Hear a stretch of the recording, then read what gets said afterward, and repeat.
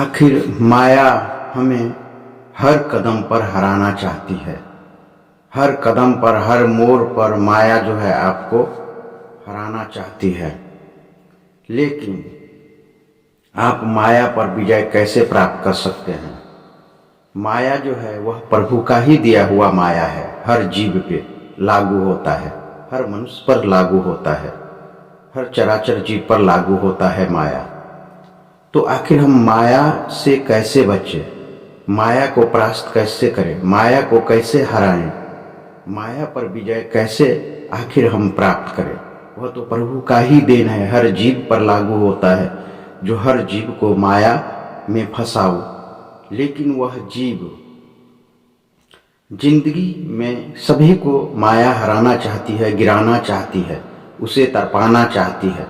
माया सभी को हराना चाहती है, इस चराचर जीव को। लेकिन जो सच्चे भक्त होते हैं, जो सदगुरु द्वारा दिए गए, गुरु महाराज द्वारा दिए गए वह अलौकिक नाम, वह दिव्य नाम का भजन सुमरन करते हैं सच्ची मेहनत और लगन से, वह जीव माया को परास्त कर देते हैं और माया को वह हराकर प्रभु की लोक में, वैकुंठ लोक में निवास करते हैं।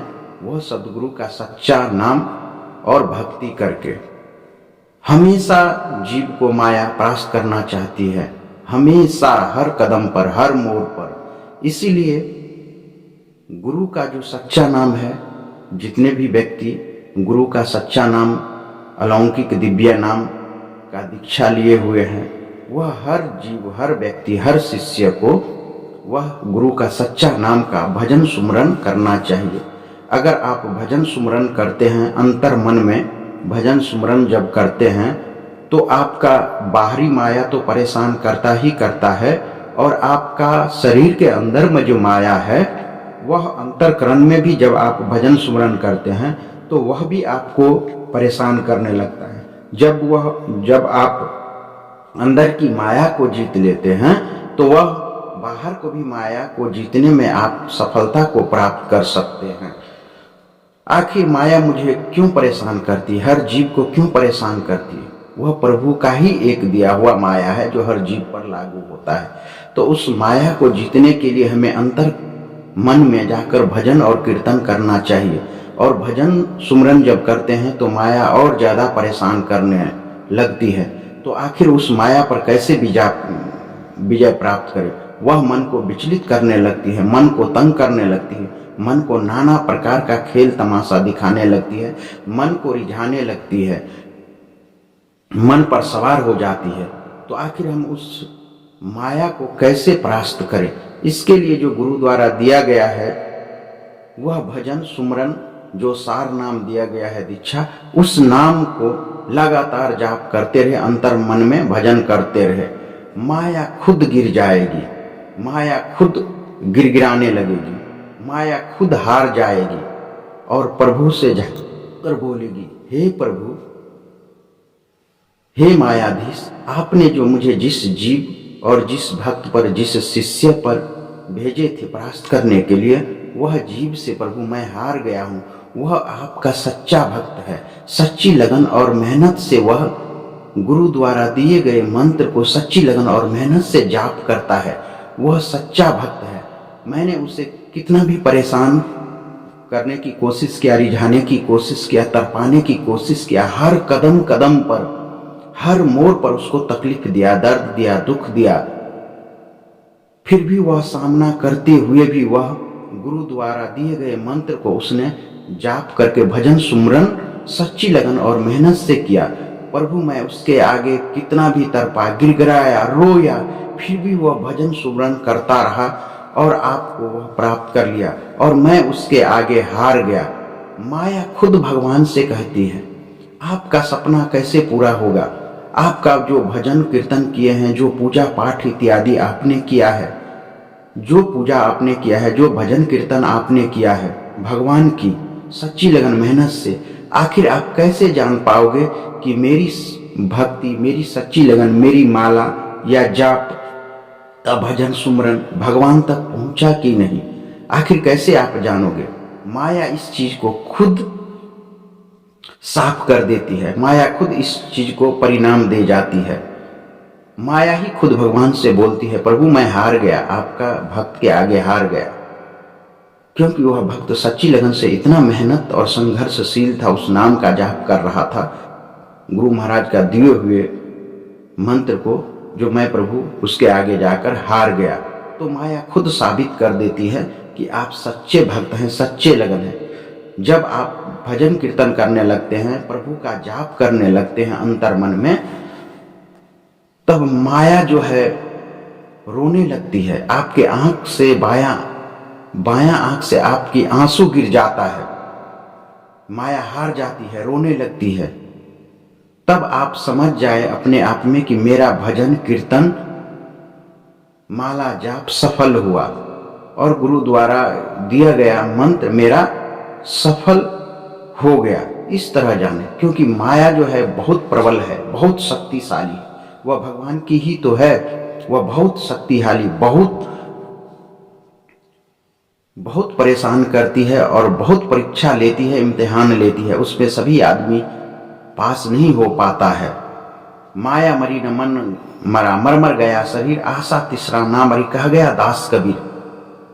जब कोई जीव मरता है तो उसमें माया पर आसक्ति होता है और फिर वह मरकर प्रभु के धाम नहीं जाकर फिर वह आकाश से नीचे गिर जाता है, क्योंकि उसको उस चीज में ध्यान लगा रहता है, उसमें आसक्ति लगा रहता है।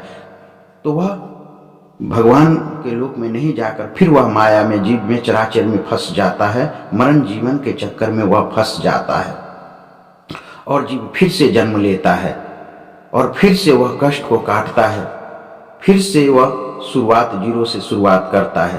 तो माया जो है वह बहुत प्रबल है, इसीलिए गुरु करना चाहिए।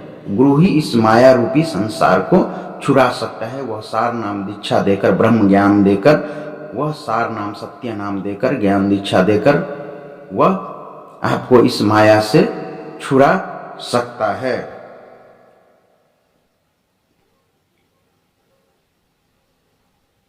माया हमें हर तरह से परेशान करना। माया मरी न मन मरी, मर मर गया शरीर, आशा तृष्णा ना मरी, कह गया दास कबीर। मन एक पंछी भया, उड़कर चला आकाश, ऊंचे से फिर नीचे गिरा, फिर माया के पास।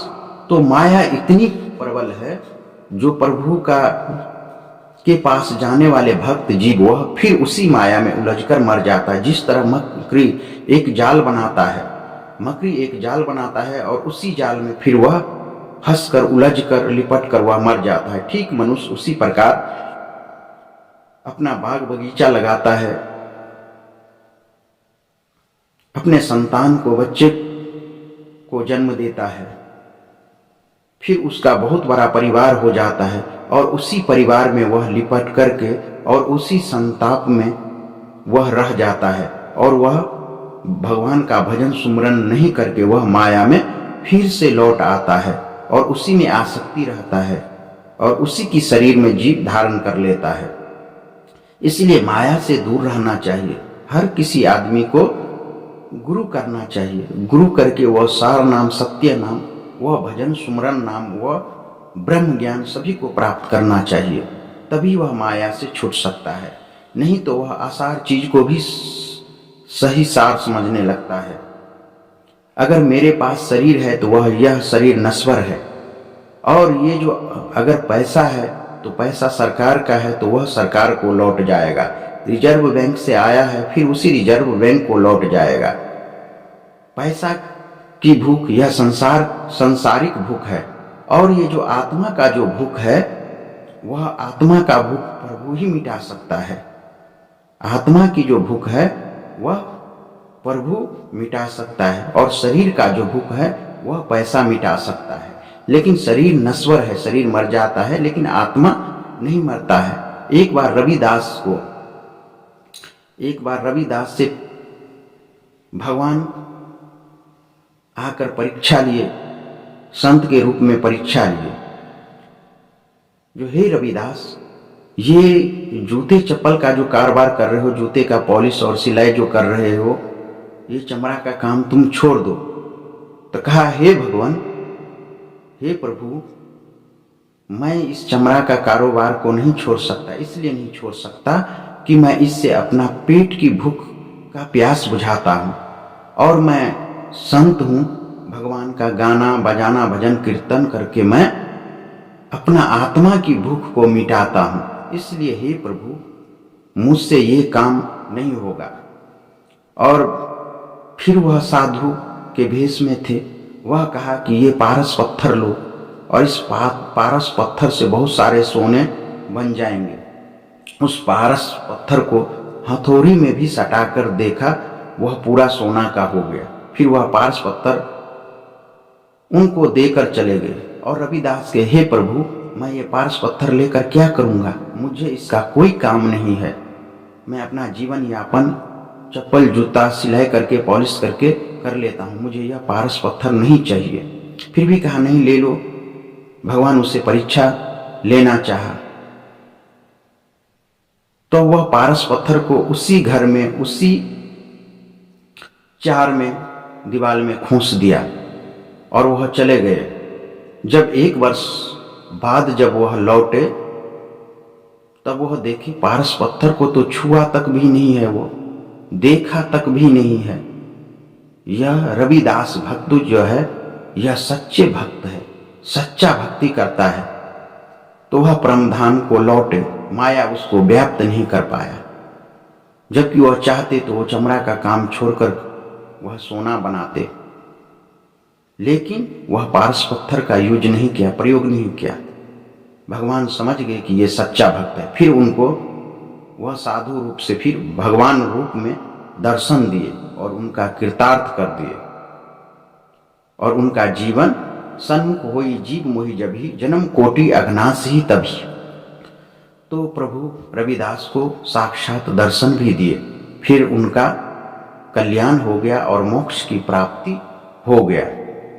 तो इसी तरह हमको माया में नहीं रहना चाहिए। भगवान हमको इम्तिहान और परीक्षा बार बार लेता है, हर मोड़ पर लेता है। मनुष्य जीवन एक वैकुंठ के द्वार पर है। मनुष्य बड़े भाग मनुष्यतन पावा, सूर द्रव सब ग्रंथि गावा, साधन धाम मोक्ष का दौरा जही हे परलोक सवारा।